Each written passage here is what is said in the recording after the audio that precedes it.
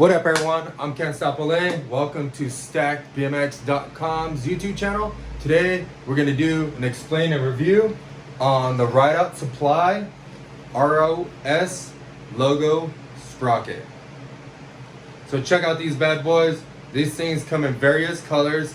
Later on in the video, I'll tell you if this bike fits your bike or how to figure out the right gear ratio that you need for your bicycle, aka which size sprocket you need for your bike. So yeah, check these out. These come in oil slick, rainbow, jet fuel, whatever you want to call it. They come in red, blue, pink, purple.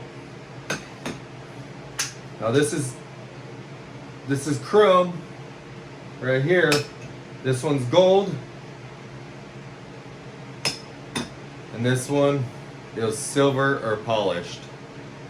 And then always the black. So yeah, come in all those colors. So you can pick and choose out of all those different colors to get whatever sprocket you want. Make anybody happy. So yeah, let's kind of talk about the sprocket. I'm gonna use the oil slick one just because it looks so cool, and hopefully it lands a thumbnail. Make more of you guys click that video and watch it. So yeah, the oil slick one comes in a bunch of different crazy colors. It's like a greenish blue with a purple and a gold. Kind of has a chrome look to it as well, real shiny. So that's an oil slick color. But let's talk a little bit about the sprocket and what's so cool about this sprocket.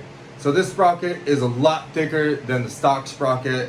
The stock sprocket is usually steel or low-grade aluminum that's either stamped or some other cheap process to get a sprocket on the bike, relatively inexpensive. These sprockets, however, they're actually CNC'd. On some of the other sprockets, you could actually see where it's machined in there. See how there's a little tooling, lines and stuff like that on the outside. You can kind of feel it feels like a record. If you don't know what a record feels like maybe corduroys or a pair of jeans. You can kind of feel a little ridge in there, and the machining goes and they cut out the aluminum to make the sprocket. So these sprockets are made out of a solid chunk of aluminum, and then they're CNC machined. So it's basically a 3D machine with tooling on it that goes in and it cuts up the sprocket out of a solid chunk of aluminum to make this. The reason why that's stronger is because they melt aluminum into a mold. That thing doesn't have air bubbles or anything. When it cools, it's perfectly tight. The molecules are uniform, making it much, much stronger. So that makes it stronger and makes it last longer. So what they do is they machine it down. This one's been machined down to about 6 millimeters thick. So this one's about 6 millimeters thick. Let me show you on here because it's a little bit brighter.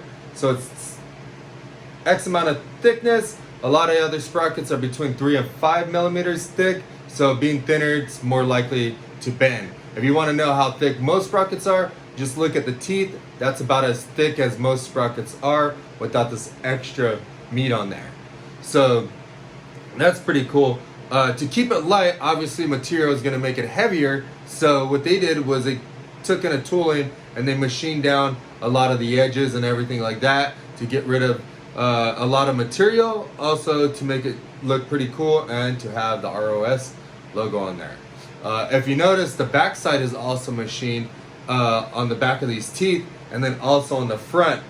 I noticed that they actually tapered the teeth. So if you look at these teeth, they're not flat, they're actually tapered on the edge, really rounded off. That's so that the chain drops on a lot smoother. Doesn't matter if you have a 3/32 chain, which is a narrow race chain, or you have the 1/8" chain, like a half-lean chain, can drop right on there really, really easy. Moms and dads, if you don't know what teeth are, these are the teeth to the sprocket. This here is a sprocket. This little hole right here is the crank arm hole, and then this one's a spindle hole. The spindle is the actual tube that goes through the frame to bolt onto the crank arms, which are like the pedaling arms. And what that does is the different sizes determines on what sprocket you need, or if the sprocket's universal for it. And the bigger the spindle is, the stronger it is, and the lighter usually, because they drill out the center of the tube to make it like a straw, make it super light. So spindle size is what you're gonna have to pay attention to. On this one comes in 19 millimeters only at the moment, but they do say they're supposed to come in at 22 and 24 in the future. So if they did, you could always hit that link right there to select that size and pick the one that's right for you. So if you're wondering what size spindle that you have, most stock bikes have a 19 millimeter spindle, unless it has a mountain bike style crank, like the C100s, some of the SCs that have multi-speeds in the back, or have like aluminum crank arm. Those might not fit it, but if it has a 19 millimeter spindle, this one will fit right up. Majority of the stock bikes, this one will bolt right up. The next size is 22, then 24. 24 is a one-piece crank, and those sprockets will go onto a one-piece crank or a 24 millimeter spindle with no spacers on it. These ones are cool because they're 19 millimeters, which are the same size as that spindle. So you know this borehole is right in the center of these teeth, thus making the sprocket perfectly circular, thus helping prevent tight and loose spots. If you're still having a tight and loose spot after you put the sprocket on, you probably got to stretch out chain because you got to use chain or something like that. So it's always best to change out the whole drivetrain, which is usually the driver or the freewheel, along with the chain and along with the sprocket similar to this, and that'll get rid of most of your tight loose spot.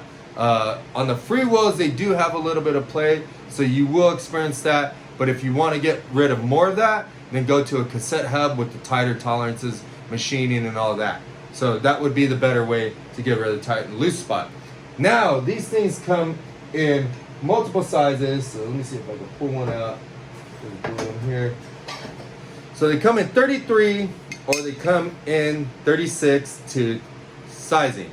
Now the 33 is naturally going to be easier to pedal, 36 is going to be harder.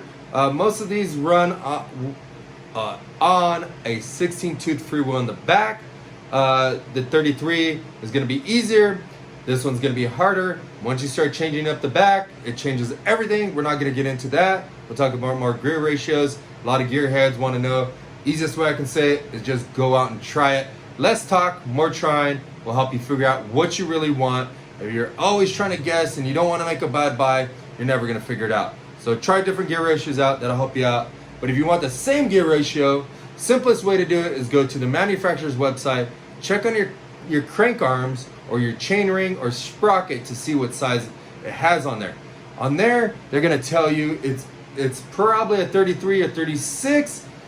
On there, if it's not one of those or they don't tell you, the next easiest way to do it is to basically start counting the teeth from one tooth and make sure you know where you started. 1, 2, 3, 4, 33. So this one's a 33. 1, 2, 3, 36. This one's a 36 because I counted all the teeth, and this one's a 33, 36. That's how you do it. If you're looking for one of these sprockets, pick it up from stackbmx.com. People dropping knowledge, helping you get back on the road and have fun.